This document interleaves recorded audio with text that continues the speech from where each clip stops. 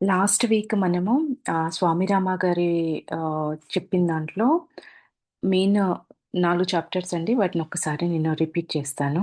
Main points. స్వామి రామ గారు మౌనంలో ఉన్న రోజులలో వర్షం పడుతూ ఉంటే ఉండడానికి తను ఒక టెంపుల్‌లోకి వెళ్ళి టెంపుల్‌లో ఉంటారు. అది చూసి ఆ టెంపుల్‌ని చూసుకునే వ్యక్తులు ఎవరో దొంగ వచ్చారని భావించి స్వామి రామ గారిని కర్రలతో చితకబాదుతారు. స్వామి రామ గారు మౌనంలో ఉన్నారు కాబట్టి ఏది మాట్లాడలేకపోతారు. ఇందులో ఇన్సిడెంట్‌లో స్వామి రామ గారు మనకేం జెప్తారు అంటే, మౌనాన్ని ఎంత డెడికేషన్‌గా చేశారు అనేదొకటి. రెండోది మౌనము ఇట్లాంటివి చేయడం అనేది అంత ఈజీ పని, అంత సులభమైంది కాదు. ఎంతో కఠినమైన క్రియలు అనేవి చెప్పారు. ఒకటి. రెండోది ఒక మౌల్వి గురించి చెప్పారు. ఆయన తంత్ర విద్యను బా చేసే వ్యక్తి ఒక కోడిని చంపి, తిరిగి బ్రతికించి, దానిలాగానే స్వామి రామ పైన గూడా ప్రయోగించి, తన విద్యను చూపించాలని స్వామి రామ గారి దగ్గర అనుకుంటారు. స్వామి రామ గారి దగ్గర నుంచి ఆయనను చూడాలి, ఆ విద్య ఎట్లా చేస్తారో తెలుసుకోవాలి అని ఆయన దగ్గరికి కలవడానికెళ్తారు. ఇది చూస్తారు. దాని తర్వాత స్వామి రామ గారు అనుకుంటారు, ఇవన్నీ సరైన పనులు కావు. ఇవి ఇట్లాంటి తంత్ర విద్యను ప్రయోగించాలనుకోవడము మన మనోశక్తులను వక్ర మార్గంలో నడపడము లాంటివి. దీనివల్ల మనము వీటిని వక్ర మార్గంలో నడపడం వల్ల అవే శక్తులు తిరిగి మనని తినేస్తాయి. మనకు అపోజిట్‌గా పనిజేస్తాయి అనేది ఇంకో చాప్టర్‌లో చెప్పారు ఫ్రెండ్స్. థర్డ్ చాప్టర్ వచ్చేసి వస్తువులని ఒక ప్రదేశం నుంచి ఇంకో ప్రదేశంలోకి తీసుకెళ్ళే ఒక విద్యను నేర్చుకుంటారు స్వామి రామ గారు. తర్వాత చివర్లో దానివల్లొచ్చే నష్టాలను అన్నింటిని తెలుసుకొని ఇవన్నీ ఒట్టి గారడీలు. దీనికి ఆత్మజ్ఞానానికి ఎట్లాంటి సంబంధం లేదు అనేది ఆ స్టోరీ ఆ కథ ద్వారా మనకు తెలియజేస్తారు. ఫోర్త్ చాప్టర్‌లో వచ్చేసి మంటలు కురిపించే స్వామి గురించి తెలుసుకొని, ఆ విద్యను చూసి స్వామి రామ గారు ఆయనకి అట్రాక్ట్ అయిపోతారు. వాళ్ళ గురువుగారి దగ్గరికెళ్ళేసి నేను మిమ్మల్ని వదిలేసి ఆయన దగ్గరికెళ్ళిపోతాను అని జెప్తే, స్వామి రామ వారి గురువు, సరే నేను అతన్ని కలుస్తా అని చెప్పేసి ఇద్దరు కలిసి వెళ్తారు ఆయన దగ్గరికి. ఆయననడిగితే 20 సంవత్సరాల నుంచి నేను ఈ విద్యను సాధన చేయడం వల్ల నా నోట్లో నుంచి మంటలు పుట్టించే విద్యను నేను సాధించగలిగాను అనేది చెప్తారు. దానికి స్వామి రామ గారి గురువంటారు, ఒక ఒక అగ్గిపుల్లను సెకన్‌లో వెలిగించే నిప్పుని 20 సంవత్సరాలు పట్టింది. 20 సంవత్సరాలు తన విద్యను, తన సమయాన్ని దీని కోసం వృధా చేసుకున్నారు. ఇదొక మూర్ఖమైన చర్య. ఇది జ్ఞానం కాదు. సాధనకు అనేది స్వామి రామ గారి గురువు చెప్తారు. ఈ ఈ కథ ద్వారా స్వామి రామ గారు మనకేం జెప్తారు అంటే, సాధనకు ఇట్లాంటివన్నీ అడ్డు కలుగజేసేవే సిద్ధులు ఇవన్నీ మనని డీవియేట్ చేస్తాయి మన దారి నుంచి. జ్ఞాన సముపార్జన అనేది దానికి ఈ సిద్ధులకి అసలు సంబంధం లేదు. దీనికి సిద్ధులు అనేవి జ్ఞాన సముపార్జన అనేది భిన్నమైంది అనేది చెప్తారు. ఇవి 4 చాప్టర్స్ ఫ్రెండ్స్. లాస్ట్ క్లాస్‌లో మనం తెలుసుకున్నాయి. ఇంకా ఇవాళ ఒక అద్భుతమైన స్థితప్రజ్ఞుడు అనేది ఒక వ్యక్తి గురించి, ఒక గురువు గారి గురించి మనకు చాప్టర్ స్టార్ట్ చేశారు. ఆహ్, స్వార్థరాహిత్యము, పారమార్థిక చింత కలిగిన వ్యక్తి అని చెప్పడానికి ముఖ్యమైన సంకేతాలలో ఒకటి. స్వార్థరాహిత్యము, పారమార్థిక చింత కలిగిన వ్యక్తి అని చెప్పడానికి ముఖ్యమైన సంకేతాలలో ఒకటి. ఆయన ప్రవర్తనలలో ఈ గుణములు కనిపించకపోతే, ఆయన నిజంగా పారమార్థిక చింతన కలిగినవాడు కాదు. నీమ్ కరోలి బాబా అని అందరకు తెలిసిన గురువుగారుండేవారు. నా పిన్న వయస్సులో నాతో ఆయన స్నేహం చేశారు. హిమాలయాలలో ఉన్న వేసవి విశ్రాంతి స్థావరాలలో ఒకటైన నైనిటాల్‌లో ఆయన నివసించేవారు. ఆయన బాహ్య ప్రపంచంలో ఉన్నట్టు గోచరించినా, ఆయన ఎల్లప్పుడూ అంతర్ముఖంగా ఉండేవారు. ఎవరైనా తనని దర్శించడానికి వచ్చినప్పుడు, "అయింది కదా! ఇప్పుడు నిన్ను నేను చూశాను. నువ్వు నన్ను చూశావు. జా జా జా" అంటూ వెళ్ళమనేవారు. ఒకరోజు మేమిద్దరము కుంటున్న సమయంలో హిందూ దేశ శ్రీమంతుల్లో ఒకరు నోట్ల కట్టలతో ఆయన్ని దర్శించడానికి వచ్చారు. "అయ్యా! ఇవి మీకు సమర్పించడానికి వచ్చాను" అని ఆయనన్నారు. బాబా ఆ నోట్లను నేలపై పరిచి వా వాటిపై కూర్చున్నారు. కూర్చునడానికి ఇవి మెత్తగా సదుపాయంగా లేవు. పోనీ వెచ్చగా ఉండడానికి మంట వేసుకోవచ్చు కదా అనుకుంటే నా వద్ద పొయ్యి లేదు. వీటితో నాకు ఉపయోగం లేదు. వీటిని నేనేం చేసుకునేది అని ఆయనన్నారు. అయ్యా అది డబ్బు అని ఆయన జవాబిచ్చారు. బాబాగారు డబ్బును వాపస్ చేసి వాటితో ఫలాలు కొని తెమ్మన్నారు. అయ్యా ఇక్కడ బజార్ ఏమీ లేదు అని ఆ శ్రీమంతుడు చెప్పారు. మరి అలాంటప్పుడు అది ధనం ఎలాగవుతుంది? అది నాకు ఫలాలు కొనిపెట్టలేకపోతే అది నాకు ధనం కాదు అని బాబా అన్నారు. ఇంతకు నా వద్ద నుండి మీకేం కావాలి అని బాబా ఆయన్ని ప్రశ్నించారు. ఆ శ్రీమంతుణ్ణి నీమ్ కరోలి బాబా నా నుంచి నీకేం కావాలి అని ప్రశ్నించారంట ఫ్రెండ్స్. నాకు తలనొప్పి అని ఆయనన్నారు. ఆ శ్రీమంతుడికి నాకు తలనొప్పి అనే సమస్య ఉంది అని చెప్పారంట బాబాకి. అది నువ్వు కొని తెచ్చుకున్న తలనొప్పి. నేను నీకేం చేయగలను అని బాబా జవాబిచ్చారు. అయ్యా మీ సహాయం కోసం వచ్చాను అంటూ ఆయన ప్రాధేయపడ్డారు. బాబాగారు కరుణించారు. సరే, ఇక మీదట నీకు తలనొప్పి ఉండదు. కానీ నువ్వు ఇతరులకు తలనొప్పి కాగలవు. నువ్వు మితిమీరిన సంపదలతో తులతూగుతూ సంఘంలో అందరికీ తలనొప్పి కలుగజేస్తావు అని అన్నారు. నిజానికి అదే అయింది. ఇప్పటికి కూడా ఆయన సంఘానికి తలనొప్పి కలుగజేస్తున్నాడు. అంటే ఈ బుక్ రాసేప్పటికి. ప్రపంచంలో సుఖంగా జీవించటానికి కొంత ధనం ఉండటం అవసరమే గాని, అవసరాలకు మించిన ధనం ఉంటే మానసిక స్థితి హీనంగా తయారవటానికి ఆస్కారం ఉంది. ధనరాశులు కూడబెట్టడం పాపం.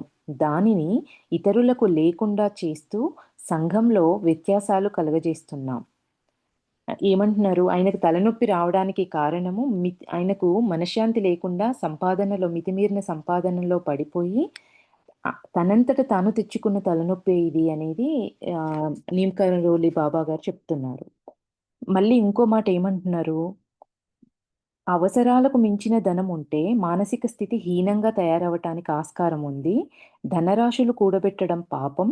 దానిని ఇతరులకు లేకుండా చేస్తూ సంఘంలో వ్యత్యాసాలు కలుగజేస్తున్నాం. ఇతరులకు లేకుండా అంటే ఒకరే వ్యక్తి మితిమీరిగా సంపాదించి పోగేసి పెట్టుకోవడం వల్ల ఈ సంఘంలో ఈక్వానిటీ అనేది పోతుంది. వ్యత్యాసాలు కలుగజేస్తున్నాం. అంటే డబ్బున్నవాడు డబ్బున్నవాడిలాగానే ఉంటున్నారు. లేని వాడికి డబ్బు అనేది లేకుండా పేదవారిలాగానే మిగిలిపోతున్నారు. ఎందుకంటే వీళ్ళే అతిగా పోగేసి పెట్టుకోవడం వల్ల అంటున్నారు. దేవుని అవతారాలలో ఒకరైన శ్రీరాముని నీమ్ కరోలి బాబా కొలిచేవారు.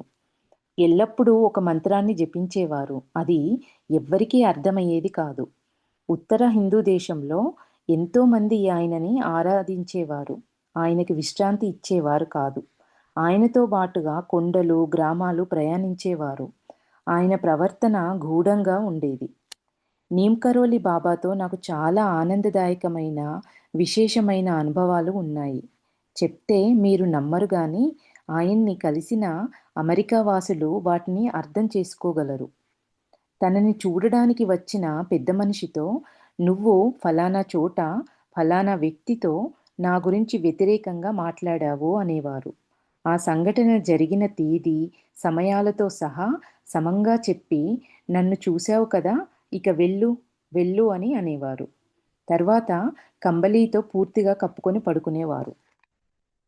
ఈ నీమ్ కరోలి బాబా ఈ స్టీవ్ జాబ్ గురువు గారు గూడా ఫ్రెండ్స్ చాలామంది అమెరికా నుంచి నీమ్ కరోలి బాబా దర్శనం కోసం ఆ రోజులలో చాలా వెళ్ళేవారంట. ఒకరోజు ఒక ఫార్మసిస్ట్ అతని త తన తో ఫ్రెండ్స్ ఒకరోజు ఒక ఫార్మసిస్ట్ తనీతోల్ నుండి మణిపాల్‌కు మందు పొడిని అప్పచెప్పడానికి వెళ్తున్నారు. ఆయన నీమ్ కరోలి బాబా భక్తుడు. దారిలో ఆయనను దర్శించడానికి ఆగారు. ఆ సమయంలో నేనక్కడే ఉన్నాను. నాకు ఆకలిగా ఉంది. నువ్వేం పట్టుకొని వస్తున్నావు అని బాబా ఆయన్ని అడిగారు. ఇది పాషాణం అంటే ఆర్సెనిక్ అని ఇచ్చారు ఫ్రెండ్స్. నేను నే ఇది ఆర్సెనిక్ గుండ. నేను వెళ్ళి మీకు ఆహారం తెస్తాను అని ఫార్మసిస్ట్ అన్నారు. కానీ బాబా ఆయన చేతిలో నుండి ఆ పాషాణం పొడిని తీసుకొని గుప్పెడు తినేశారు. గ్లాసెడు నీళ్లు తాగారు. ఆయన ఆ విషం వలన చనిపోతారేమోనని ఫార్మసిస్ట్ భయపడ్డారు. కానీ మరుసటి రోజు బాబా మామూలుగానే ఉన్నారు. ఆయనకి బయట ప్రపంచం యొక్క స్పృహ లేదు. భోజనం చేశారా అని అడిగితే, అవును, లేదు అని అనేవారు.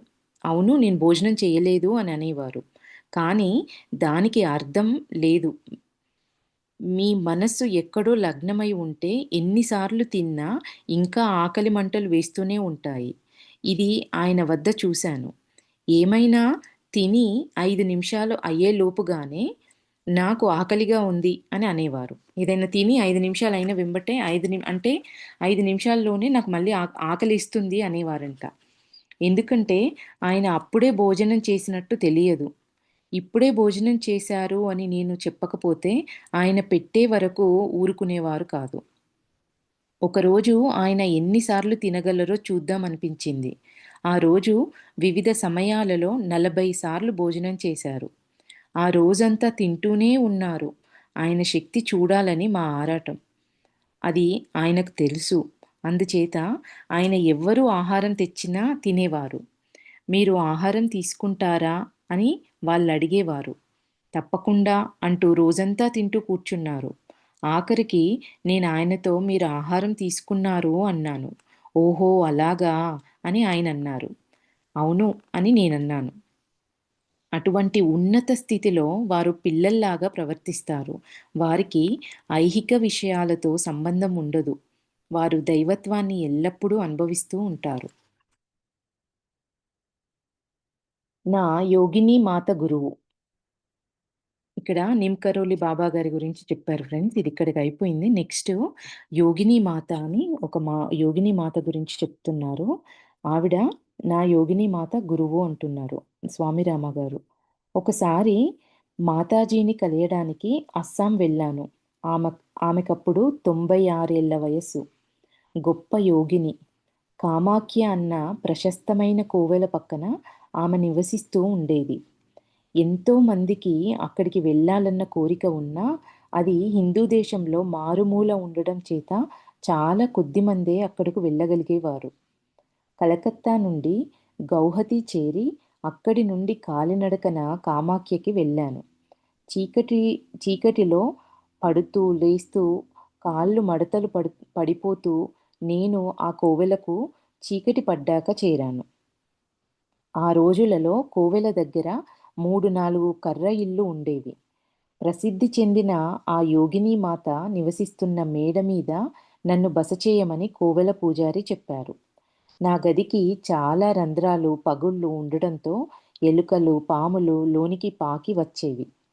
నివాస దుర్భరమైన మార్గాంతరం లేక అక్కడ ఉన్నాను. నివాస దుర్భరమైన మార్గాంతరం లేక అక్కడున్నాను. ఉండడానికి అంత సదుపాయంగా లేకపోయినా ఇంకా వేరే దారి లేక అక్కడే అదే ప్లేస్‌లో ఉన్నారంట ఫ్రెండ్స్ స్వామిరామ గారు. అక్కడక్కడ దొరికిన గుడ్డ పీలికలతో రంధ్రాలు మూసేవాడిని. ఆ గదిలో 2 నెలలు గడపగలిగాను.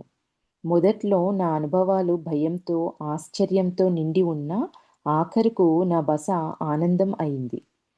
ఆ ముసలి యోగిని మాత పగటిపూట బయటికి వచ్చి అప్పటికి 20 సంవత్సరాలయింది. 20 సంవత్సరాల నుంచి ఆవిడ పగటిపూట బయటికి రాలేదంట.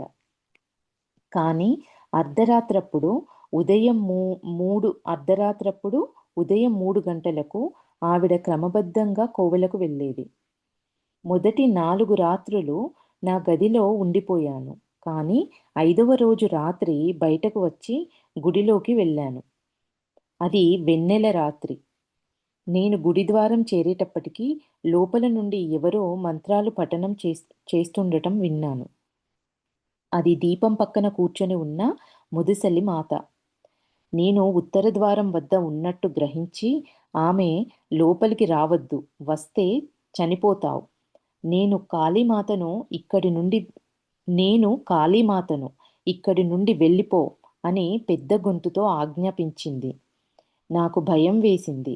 కానీ ఆ చిన్న గది ఆ చిన్న గది లోపల ఏం జరుగుతున్నదో తెలుసుకోవాలన్న కుతూహలంతో నేను లోపలికి తొంగి చూశాను. ఆవిడ ఒక్కసారిగా బయటకు వచ్చేసింది. ఆవిడ పూర్తిగా వివస్త్ర అయి ఉంది. వెలుగుతున్న చర్మంతో వెలుగుతున్న చర్మంతో ఉన్న ఎముకల గూడు ఆమె. ఆవిడ నేత్రాలు రగులుతున్న అగ్ని కణాలులాగా ఉన్నాయి. వెళ్ళిపో! నేనేం చేస్తున్నానో ఎందుకు చూస్తున్నావు? అని అరిచింది. భయంతో ఆవిడ శాంతిస్తుందన్న ఉద్దేశంతో ఆవిడకు శిరస్సు వంచి నమస్కరించాను. కానీ ఆవిడ చేతి బెత్తంతో నన్ను కొడుతూ తరిమేసింది.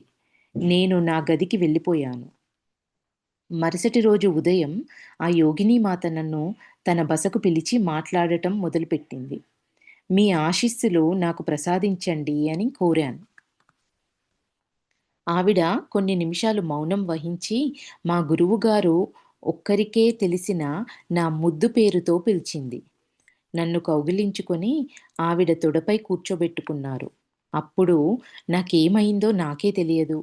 కానీ ఏదైనా స్వర్గమంటూ ఉంటే నేనక్కడే ఉన్నానని చెప్పాలి. ఆవిడ నా తలను నిమురుతూ నన్ను ఆశీర్వదిస్తూ, నీ సాధనలో చాలా అవరోధాలు వస్తాయి. కానీ నువ్వు వాటన్నింటినీ అధిగమిస్తావు. నా ఆశీస్సులతో నువ్వు వెళ్ళు అని చెప్పారు. నాకిక్కడ కొన్ని రోజులు ఉందామని ఉంది అని అన్నాను. ఆవిడ దానికి అంగీకరించారు. తెల్లవారుజామున 3 గంటలకు మీరొక్కరే గుడిలో ఏం చేస్తున్నారని యోగినీమాతను అడిగాను. నేను శక్తిని కొలుస్తాను. అర్ధరాత్రి నుండి 3 గంటల వరకు ఎవ్వరినీ నా వద్ద ఉండటానికి అంగీకరించను అని అన్నారు. అర్ధరాత్రి నుండి 2 గంటల వరకు, 3 నుండి 4:30 గంటల వరకు ఎవ్వరూ గుడికి వెళ్లరు. ఆవిడ తన వద్ద రోజూ సాయంత్రం అరగంట సమయం కూర్చోవడానికి నాకు అనుమతి ప్రసాదించింది. రోజు సాయంత్రం ఒక అరగంట సమయం కూర్చోవడానికి మాత్రం స్వామిరామ గారిని అలో చేసిందంట ఫ్రెండ్స్ మా మాతాజీ. ఎన్నో ప్రశ్నలు ఆవిడని అడగాలని ఉండేది. కానీ ఆవిడ మాట్లాడకుండా కూర్చోమనేవారు. ఆవిడ చెప్పినట్టుగా చేసేవాడిని. మేమిద్దరం సంభాషించకుండానే నా ప్రశ్నలకు జవాబులు దొరికిపోయేవి. ఇతర బోధనా సాధనాల కన్నా ఈ మౌనమే ఉత్తమ సందేశ ప్రదాయిని. సామాన్యంగా ఉన్నత స్థితిలో ఉన్న గురువులు మౌనంలోనే జ్ఞానాన్ని ప్రసాదిస్తారు. మృదువుగా ఉండే ముదుసలి అయిన ఆవిడకు అతి శక్తివంతమైన, అధికమైన సంకల్ప శక్తి ఉంది. ఆవిడ చెప్పినవన్నీ నిజమయ్యేవి. ఆవిడ సహాయం కోరి ఎవరైనా వచ్చినప్పుడు చాలా తక్కువగా మాట్లాడేదామె. చిన్న పదజాలాలతో వెళ్ళు, అదవుతుంది, నీకు శుభమవుగాక, తల్లిని అంటే మహాకాళిని కొలువు అని చెప్పి గదిలోనికి వెళ్ళిపోయేది. యోగిని మాత అంటే ఫ్రెండ్స్ యోగిని మాత గారు ఎప్పుడూ మౌనంలోనే ఉండేవాళ్ళంట. ఒక చాలా చిన్న చిన్న పదజాలాలను మాత్రమే అవసరం ఉన్నప్పుడు వాడి తను గదిలోకి వెళ్ళిపోయేవారంట ఎవరొచ్చినా గాని. యోగిని మాత ఎప్పుడూ నిద్రపోరని, అలాగే ధ్యాన ముద్రలో రాత్రంతా గడుపుతారని విన్నప్పుడు తలుపుల సందులో నుండి ఆమెను పరీక్షించడం మొదలుపెట్టాను. యోగిని మాతగారు ఎప్పుడు నిద్రపోరని, ధ్యాన ముద్రలోనే రాత్రంతా గడుపుతారని స్వామిరామ గారు విన్నారంట ఫ్రెండ్స్. అది నిజమా కాదా అని తెలుసుకోవడానికి తలుపుల సందులో నుంచి ఆమెను పరీక్షించడం మొదలుపెట్టారంట. అలాగా 3 పగళ్ళు, 3 పగళ్ళు, రాత్రులు చేశాను. ఆమె ఎప్పుడూ నిద్రపోరని నిర్ధారించుకున్నాను. అంటే ఇక్కడ స్వామిరామ గారు ఎవరు చెప్పినా దాన్ని నమ్మరు. దాన్ని స్వయంగా స్వామిరామ గారే పరిశీలించి చూసినప్పుడు మాత్రమే దాన్ని తీసుకుంటారు అన్నట్టు దీని ద్వారా. ఒకరోజు ఆమెతో, అమ్మా, మీరు నడుం వాలిస్తే మెల్లగా మర్దన చేస్తాను. మీకు నిద్ర పడుతుంది అని అన్నాను. ఆవిడ చిరునవ్వు నవ్వి, నిద్ర నాకు రాదు. నేను బద్ధకానికి, సోమరితనానికి అతీతురాలిని. నిద్రపోని నిద్రను నేను అనుభవిస్తున్నాను. నిద్రపోని నిద్రను నేను అనుభవిస్తున్నాను. ఫ్రెండ్స్ ఇక్కడ నిద్రపోని నిద్రను నేను అనుభవిస్తున్నాను. అంటే ఏంటి? మనం ధ్యానంలో ఉన్నప్పుడు నిద్రలోకెళ్ళకుండా మనం అవేర్‌గా కూర్చుంటాము. కానీ ఒక ఒక డీప్ స్టేట్‌లోనే ఉంటాము. అంటే నిద్రపోని నిద్రను నేను అనుభవిస్తున్నాను అన్నారంటే ధ్యానంలో ఉండే ఒక స్టేట్‌లోనే నేనెప్పుడూ ఉంటాను అంటున్నారమ్మ యోగిని మాత. వళ్ళు ఒళ్ళు వళ్ళు చేరవేయనవసరం లేకుండా యోగ నిద్ర చేయగలిగిన వారికి పందుల నిద్ర ఎందుకు అని అన్నారు. అంటే వళ్ళు నవసరం లేకుండా అనేది ఇక్కడ ఒక పదాన్నన్నారు ఫ్రెండ్స్. నాకు తెలిసి ఆహ్, ఒళ్ళు వాల్చకుండా ఉన్ అవసరం లేకుండా యోగ నిద్ర చేయగలిగిన వారికి పందుల నిద్ర ఎందుకు అని అన్నారు. అదేమిటి అని నేనడిగాను. పందులు బాగా మెక్కి గురకపెట్టి నిద్రపోతాయి. అవి అంతసేపు ఎలాగా నిద్రపోతాయా అని నాకు ఆశ్చర్యం వేస్తుంది అనన్నారు. ఆవిడ అప్పుడు నిద్ర గురించి విశదీకరించారు. అంటే ఇక్కడ మామూలు వ్యక్తులని ఒక ఏమంటారు ఒక చివాట్లలాగా 2 మాటలు గూడా అన్నారన్నట్టు. నిద్ర పోని స్థితిలో ధ్యాన సాధనలోనే ఉండాలి సాధకులెవరైనా అనేది ఇక్కడ మామూలు వ్యక్తులని తినడం, పడుకోవడం ఈ స్థితిలో ఉన్న వాళ్ళందరినీ యోగిని మాత కొన్ని చివాట్లు పెట్టారు. ప ఏమంటున్నారు? నిద్రపో నిద్రపోతాయే ఆవిడ అప్పుడు నిద్ర గురించి విశదీకరించారు. ఈ మాటలని అసలు నిద్ర గురించి, నిద్రలో ఉండే స్థితుల గురించి విశదీకరించారంట. ఆమె నాకు మానవులు జాగృతావస్థ నుండి స్వప్నావస్థకు, అక్కడి నుండి దీర్ఘ నిద్రావస్థకు ఎలాగ వెళ్తారో తెలుసునా అని అడిగారు. ఆమె క్రమబద్ధంగా అన్ని విషయాలు బోధించడం మొదలుపెట్టారు. దాని తరువాత నాకు మాండ్యూకోపనిషత్తులో వర్ణింపబడిన జాగృత, స్వప్న, సుషుప్త మరియు తురియావస్థల గురించి అర్థమవ్వడం మొదలుపెట్టాయి.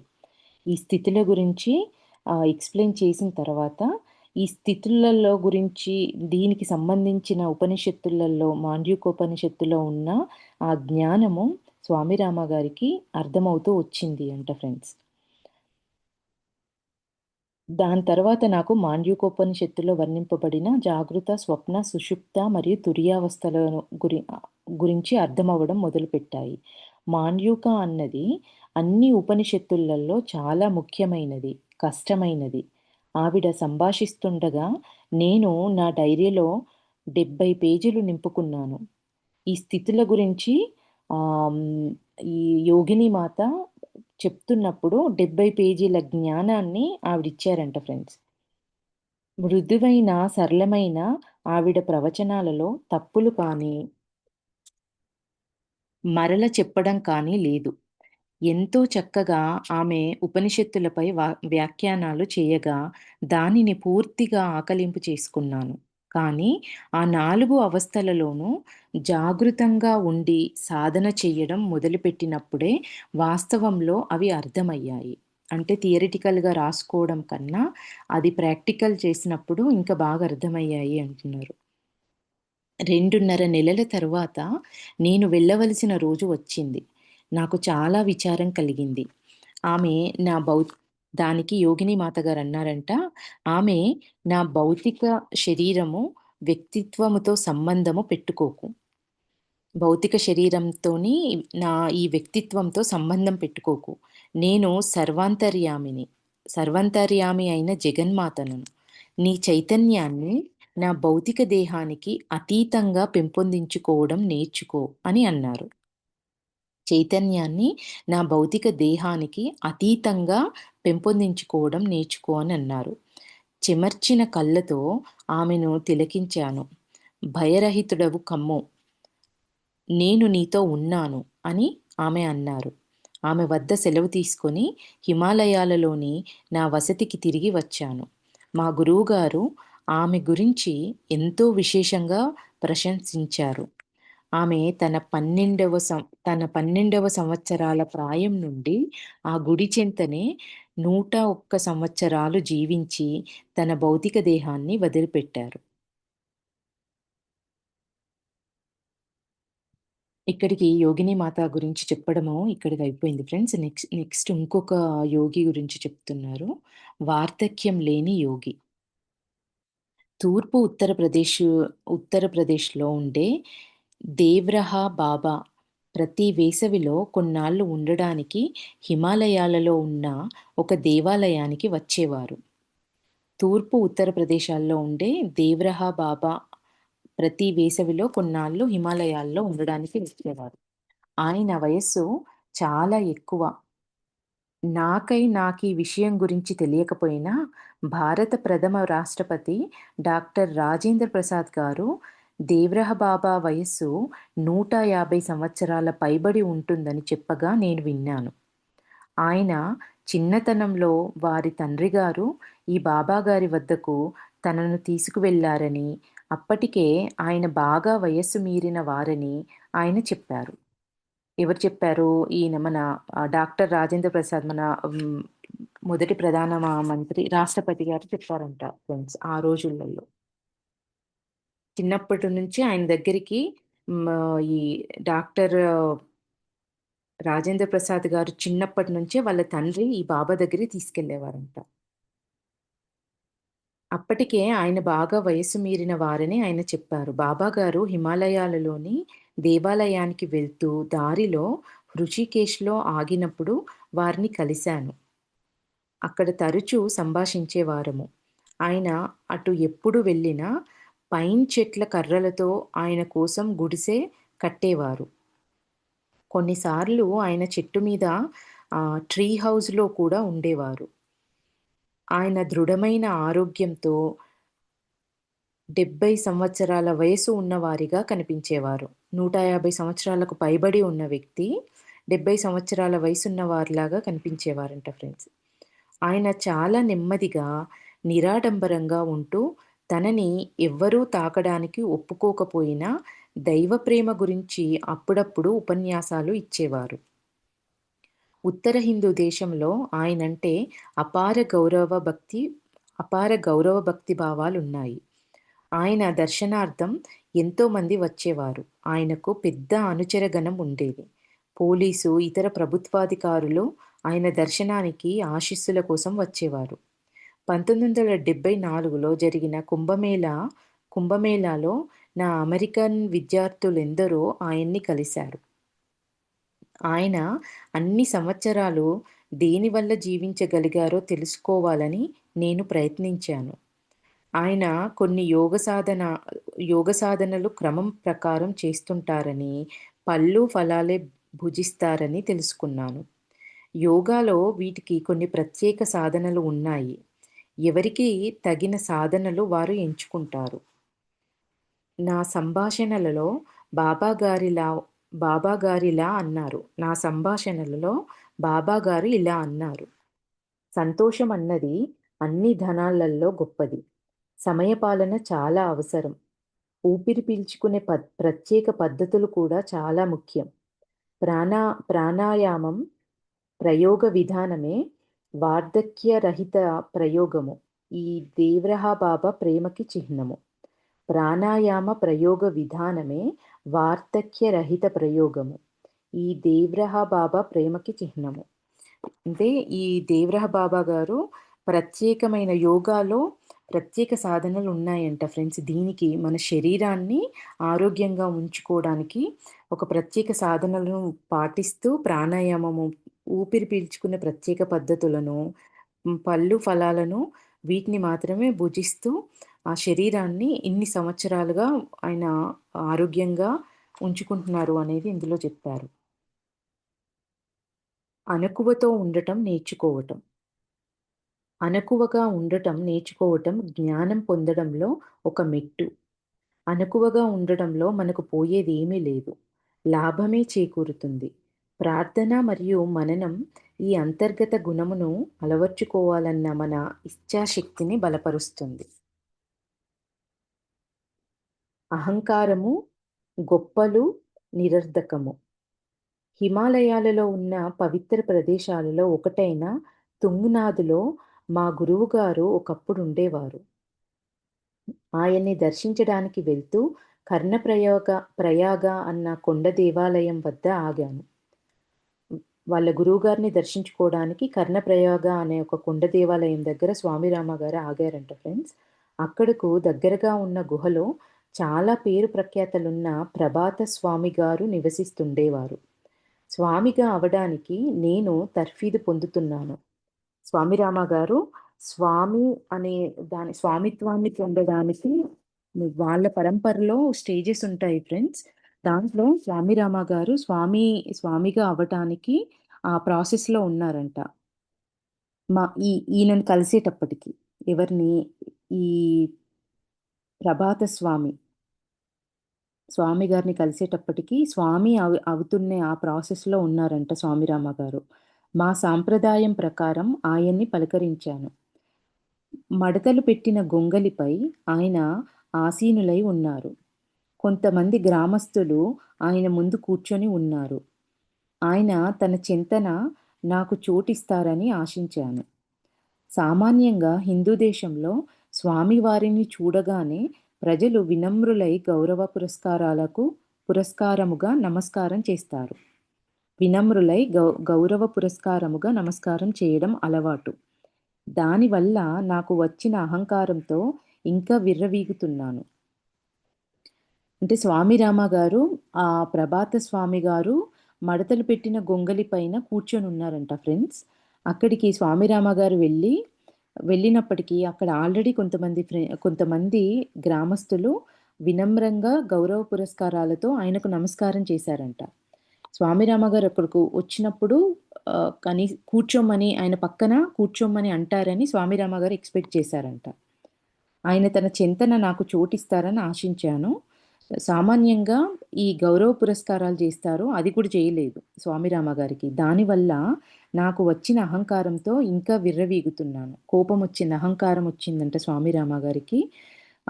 ఇది అహంకారానికి దోహదం చేసి స్వాములవ్వడానికి తర్ఫీదు అవుతున్న వారికి ఇబ్బందులు కలగజేస్తుంది. అహంకారం అనేది స్వామిత్వం పొందే దారిలో ఉన్న వాళ్ళకి ఇబ్బందులు కలగజేస్తుంది అంటున్నారు. ప్రభాత స్వామి వారికి నా సమస్య తెలుసు. ఆయన నవ్వుతూ దయచేసి కూర్చోండి అన్నారు. స్వామిరామ గారు ఏమేం ఫీల్ అవుతున్నారు అనేది ఆయన అర్థం చేసుకొని అన్ని గుర్తించేసి దయచేసి కూర్చోండి అని అన్నారంట. దయచేసి మీ గొంగలి మడత విప్పితే మీ పక్కన కూర్చుంటాను అని అన్నాను. ఆయన ఆ విధంగా చేయాలని పట్టుపట్టాను. స్వామిరామ గారు ఆ గొంగలి విప్పితే అక్కడ కూర్చుంటాను అన్నారంట. అట్లానే చెయ్యాలి అని జెప్పేసి కూడా పట్టుబట్టారంట ప్రభాత స్వామి గారిని. ఆయన చిరునవ్వి నవ్వి ఊరుకున్నారు. స్వామిరామ గారు ఇవన్నీ అన్నా కూడా ప్రభాత స్వామి గారు జస్ట్ ఒక చిన్న చిరునవ్వు నవ్వి ఊరుకున్నారంట. "మీ పక్కన నన్నెందుకు కూర్చోనియ్యరు?" అని అడిగాను. మర్యాద లేకుండా స్వాతిశయంతో నేనలా వ్యవహరించాను. అప్పుడాయన యోగ వాసిష్టంలో వ్రాయబడిన శ్రీరామ హనుమల మధ్య జరిగిన సంఘటన చెప్పారు. మనమెల్లప్పుడూ ఒకటే అయినా మానవులుగా నువ్వు బంటువి, నేను రాజుని అని రాముడు హనుమకు చెప్పారు అంటూ ప్రస్తుత కాలపు మానవుడు ఏమీ సాధించకుండానే గురువుగా గుర్తింపు పొందాలని ప్రయత్నిస్తాడు అని అన్నారు. ఆయనప్పుడు నాకొక పాఠం చెప్పారు. ఉన్నతాసనం మీద కూర్చొని ప్రజలకు ఉపదేశమిస్తున్న గురువుగారిని కలియడానికి ఒకతను వెళ్ళాడు. ఆయన సంఘంలో గౌరవ స్థానమున్న వ్యక్తి. తనని తక్కిన శిష్యుల్లాగే ఎటువంటి ప్రత్యేకత లేకుండా పరిగణిస్తుంటే ఇబ్బంది కలిగింది ఆ వ్యక్తికి.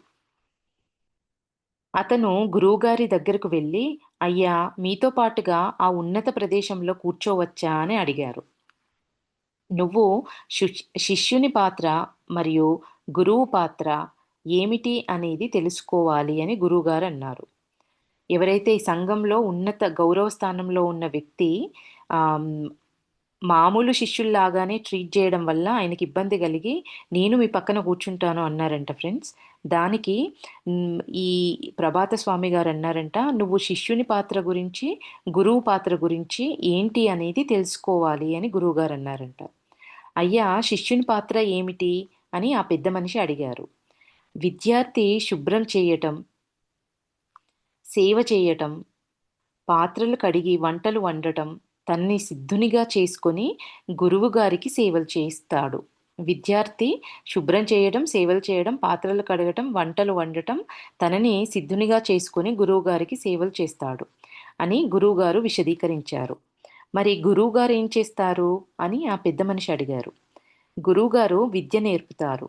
ఆయన నికృష్టమైన పనులు ఏవీ చెయ్యరు" అని జవాబిచ్చారు.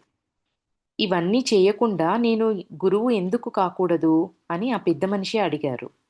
ఈ నికృష్ట కార్యాలు చేయడానికి నేను విద్య నేర్చి చెప్పటానికి సంబంధమేమిటి?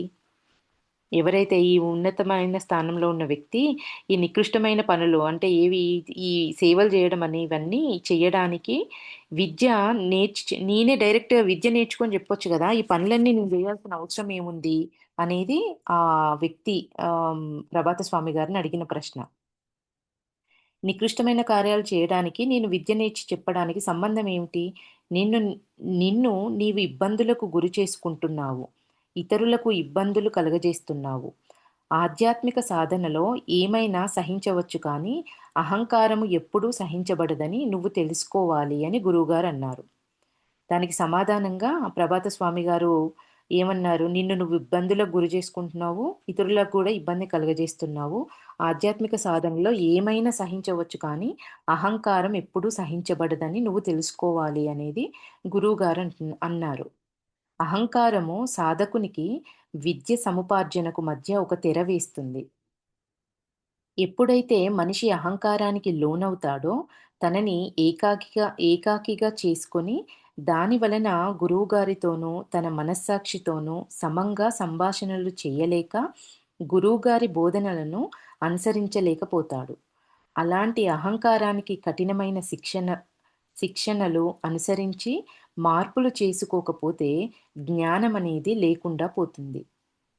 అంటే ఇక్కడ ఫ్రెండ్స్ ఇక్కడ ఏవైతే పనులు ఒక విద్యార్థి దశలో చేయడం ఏదైతే ఉందో, గురువుకి సేవలు చేయడము, పాత్రలు కడగడము, వంటలొండడము, శుభ్రం చేయడము, ఇవన్నీ ఈ సేవలన్నీ చేసినప్పుడు ఏమవుతుంది, అహంకారం అనేది మన నుంచి మనల్ని మనము ఏదో గొప్ప స్థితిలో ఉన్నామన్న స్థితిలో ఉండము. అన్నింటిని పక్కన బెట్టేసి ఇవన్నీ చేస్తాం గాబట్టి, అక్కడే ఒక ఫస్ట్ స్టేజ్ అయిపోతుంది. శిష్యుడిగా ఉన్నప్పుడే అహంకారాన్ని పక్కకు జరిగే సేవాగుణం ఒస్తుంది.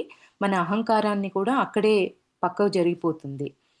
సో, ఇవి జరిగిన తర్వాత నీకు జ్ఞానం అనేది ఇస్తే, దాన్ని నువ్వు ప్రాపర్‌గా వాడుకుంటావనేది ఇప్పుడు ఈ ప్రభాత స్వామి గారు చెప్పే విషయం.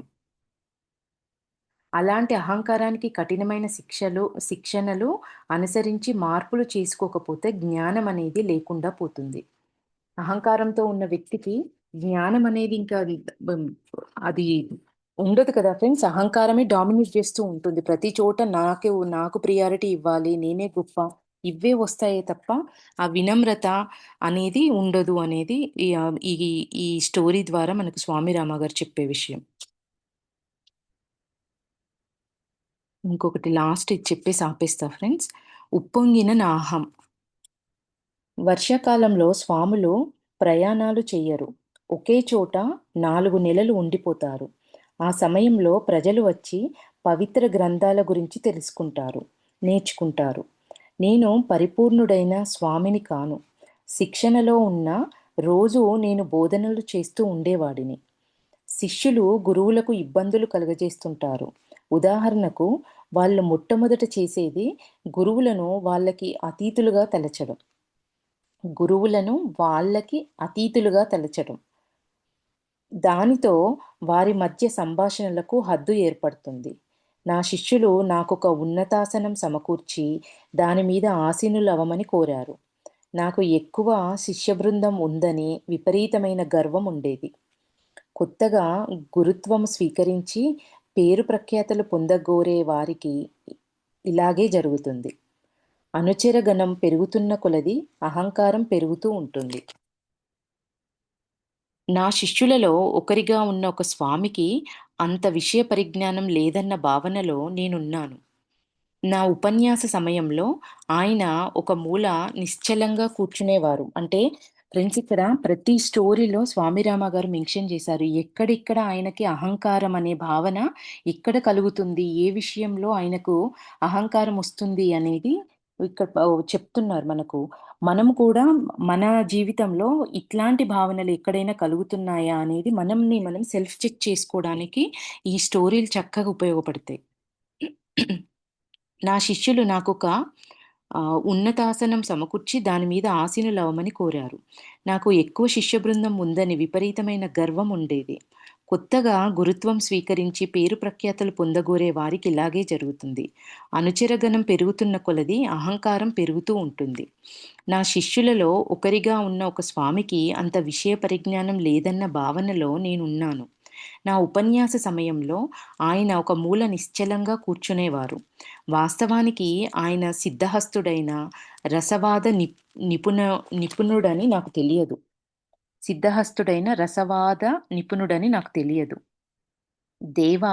నాకు జ్ఞానోదయం ప్రసాదించు, నన్ను అనుగ్రహించు అని దైవాన్ని ప్రార్థిస్తుండేడిని. అందుచేత ఆయన వచ్చారు. నేను చిత్తశుద్ధితో విలపించి ప్రార్థించాను. దైవం అనుగ్రహించి ఆయన్ని పంపారు.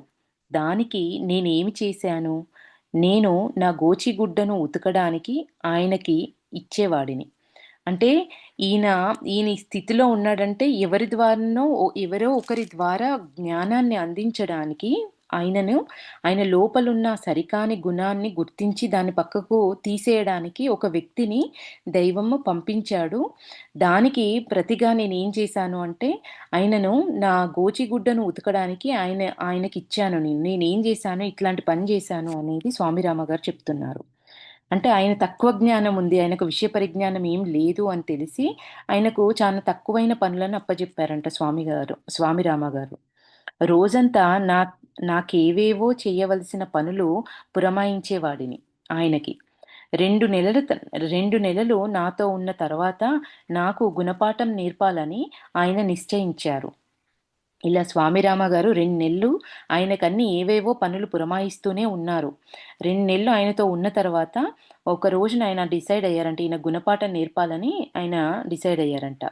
ఒక ఉదయం మేమిద్దరం గంగానది తీరాన ఒక రాయిపై కూర్చున్నాము. దంతధావనం చేసుకుంటూ పోయి నీళ్లు తీసుకొని రా అని ఆజ్ఞాపించాను. స్వామి రామ గారు ఆ వ్యక్తికి ఆజ్ఞాపించారు. ఆయన నా గర్వాన్ని ఇక సహించలేకపోయారు. దంతధావనం చేసుకుంటూ ఉండు అని ఆయనన్నారు. దాని తర్వాత నాకు ఏమవుతున్నదో నాకు తెలీదు. ప్రతిసారి ఇట్లాంటి తక్కువ తక్కువ పనులు చెప్తూ స్వామి రామ గారికి గుణపాఠం చెప్తామని డిసైడ్ అయిపోయి, ఒకరోజు ఉదయాన్నే లేచి స్వామి రామ గారు ఒక ఒక రాయిపై కూర్చొని దంతధావనం చేసుకుంటున్నారట. చేసుకుంటూ ఆ వ్యక్తికి "వెళ్లి నీళ్లు తీసుకొని రా" అని చెప్పారంట. దానికి ఆ గర్వాన్నిక సహించలేకపోయారు. ఆ వ్యక్తి సహించలేక దంతధావనం చేసుకుంటూ ఉండు అని ఆయన అన్నారు. దాని తర్వాత నాకేమవుతున్నదో నాకు తెలీదు. 2 రోజుల తర్వాత కొంతమంది నేను అక్కడ పడిపోయి ఉండటం చూశారు. 2 రోజుల తర్వాత కొంతమంది స్వామి రామ గారు అక్కడ ఆ రాయి పైన అక్కడే పడిపోయి ఉండడం చూశారట. నా ముఖమంతా ఎంతో భయంకరంగా విచ్చిపోయింది. పందుము పుల్ల పడవేసిన నా వేళ్ళతో పళ్ళు ఆపకుండా రుద్దుకుంటూనే ఉన్నాను. పళ్ళపుల్ల పడేసినా కూడా వేళ్ళతో 2 రోజుల తర్వాత కూడా ఆపకుండా రుద్దుతూనే ఉన్నారంట స్వామిరామ గారు. అదంతా నాకు తెలియకుండా చేస్తూ వచ్చాను. మా గురువుగారు లేచి నిలబడు అన్నారు. నేను కళ్ళు తెరిచాను. కానీ నా తల బరువుగా ఉండటంతో తలను ఎత్తలేకపోయాను. దవడలు ఉబ్బిపోయి ఉన్నాయి. దవడలు కదపలేకపోయాను. మా గురువుగారు "ఆ స్వామి గొప్ప యోగి. దైవం ఆయనను నీ వద్దకు పంపారు. నీకు నమ్రత తెలియదు. దైవభక్తులతో ఎలాగ మెలగాలో నీకు తెలియదు. ఇప్పుడు నీకొక గుణపాఠం అయిందని తలుస్తాను. ఇలాంటి అపచారం మరింకెప్పుడూ చెయ్యకు" అని నాకు చెప్పారు. "లేచి నిలబడు. ఆకాశం వంక చూస్తూ నడువు" అని అన్నారు. స్వామి రామ గారి గురువు లేచి నిలబడి ఆకాశం వంక చూస్తూ నడువు అని అన్నారంట. ఆకాశం పక్క చూస్తూ నడవటం మొదలుపెడితే నేను అదుపు తప్పి పడిపోతాను అని అభ్యంతరం చెప్పాను. "బుర్ర దించు, అప్పుడు అదుపు తప్పకుండా నడవగలుగుతావు. ఈ అపాయకరమైన జీవన ప్రయాణంలో పయనించడానికి నమ్రతగా ఉండటం నేర్చుకోవాలి. అహంకారము, గర్వము ఈ ప్రయాణంలో 2 అడ్డురాళ్ళు. నీకు నమ్రత లేకపోతే నువ్వేం నేర్చుకోలేవు. నీ పెరుగుదల నిరోధింపబడుతుంది" అని ఆయనన్నారు. ఆధ్యాత్మిక పథంలో పయనించడం మొదలుపెట్టినప్పుడు నమ్రత చాలా ముఖ్యము. అహంకారము అడ్డంకులను కలుగజేస్తుంది. విచక్షణ జ్ఞానము నశిస్తుంది. విచక్షణ సుస్పష్టంగా ఉండకపోతే ఆలోచన శక్తి సమంగా పనిచేయదు. మనస్సులో స్పష్టత ఉండదు. మేఘావృతమైన మనస్సు జ్ఞాన సముపార్జనకు మంచి సాధనం కాదు. మళ్ళీ ఒకసారి రిపీట్ చేస్తా ఫ్రెండ్స్. ఇక్కడ ఆధ్యాత్మిక పథంలో పయనించడం మొదలుపెట్టినప్పుడు నమ్రత చాలా ముఖ్యం. అహంకారము అడ్డంకులను కలుగజేస్తుంది. విచక్షణ జ్ఞానము నశిస్తుంది. అహంకారం వల్ల విచక్షణ జ్ఞానం నశిస్తుంది. విచక్షణ సుస్పష్టంగా ఉండకపోతే ఆలోచన శక్తి సమంగా పనిచేయదు. మనస్సులో స్పష్టత ఉండదు. మేఘావృతమైన మనస్సు జ్ఞాన సముపార్జనకు మంచి సాధనం కాదు. పరిత్యాగము ఉండాలి. కార్యనిర్వహణ ఉండాలి. ఏమంటున్నారు ఇక్కడ? పరిత్యాగము ఉండాలి, కార్యనిర్వహణ ఉండాలి. ఈ రెండింటి యొక్క సామరస్యము పైనే జీవిత సంతోష పరిసమాప్తి ఉంటుంది. మనం చేయవలసిన కర్మలను పరిత్యజించకూడదు. చేయవలసిన కర్మలను పరిత్యజించకూడదు. కానీ ఫలాలను మనం వదిలిపెట్టాలి. చేయాల్సిన పనులను మాత్రం చెయ్యాలి. దాని నుంచొచ్చే ఫలితాలను మాత్రం ఆశించకుండా, ఏదైనా ఫలితం వచ్చినా అది కృష్ణార్పణము, దైవార్పితము అట్లా అనుకుని వదిలేయాలి తప్ప, ఇది నేను చేయడం వల్లనే ఇది జరిగింది అనే భావన ఉండకూడదు అంటున్నారు. అహంకారం అన్న దానిని మనం వదిలిపెట్టాలి. అహంకారం అన్న దానిని మన చైతన్యము యొక్క సముద్రం నుండి మటుమాయం చేయాలి. అది మన హృదయాంతరాలలో ఎక్కడో మారుమూల దాక్కొనకుండా తప్పక చూసుకోవాలి. దానికెన్నో మార్గాలున్నాయి. మరెన్నో రూపాలున్నాయి. కర్మలను ప్రేమతో మేళవిస్తే నిత్యానందం, పరతత్వ దర్శనం లభ్యమవుతుంది. కర్మలను ప్రేమతో మేళవిస్తే నిత్యానందం, పరతత్వ దర్శనం లభ్యమవుతుంది. చేసే పనులను ప్రేమతో మనం చేయగలిగినప్పుడు చేసే ప్రతి పని నిత్యానందము, పరతత్వ దర్శనం లభ్యమవుతుంది. ఈరోజు ఇక్కడికి ఆపుదాం ఫ్రెండ్స్. ఇక్కడ ఎన్ని పాయింట్స్ వచ్చాయి చూడండి. మనకి ఒక ఇందులో ఏదైనా ఒక గుణం నుంచి మనము దాటలేకపోతున్నామన్నప్పుడు ఆయన రోజు స్వామిరామ గారు దేవుడిని అర్థిస్తున్నారంట. అంటే ఆయన మామూలుగానే ఆయన చేసే ప్రార్థనలో అంటున్నారు. దానికి ఫలంగా ఒక గురువుగారు వచ్చారు. కానీ ఆయనను గుర్తించలేకపోయారు. అయినా నా శిష్యులలో ఒక వ్యక్తి అనుకున్నారు. ఆయనను తక్కువ పనులు చేస్తూ తక్కువగా చూడడం వల్ల ఫలితం ఏమైంది? ఆయనకు పనిష్మెంట్ వచ్చింది. అంటే అహంకారం ఉన్నప్పుడు మన పక్కనే దైవం పంపించిన వ్యక్తులున్నా మనం వాళ్ళ గురించి, వాళ్ళ గొప్పతనాన్ని మనం గుర్తించే స్థితిలో ఉండము అనేది ఈ స్టోరీ చెప్తుంది. ఎవరైనా ఏదైనా యాడ్ చేయండి ఫ్రెండ్స్. ఎవరైనా ఏదైనా మాట్లాడొచ్చు.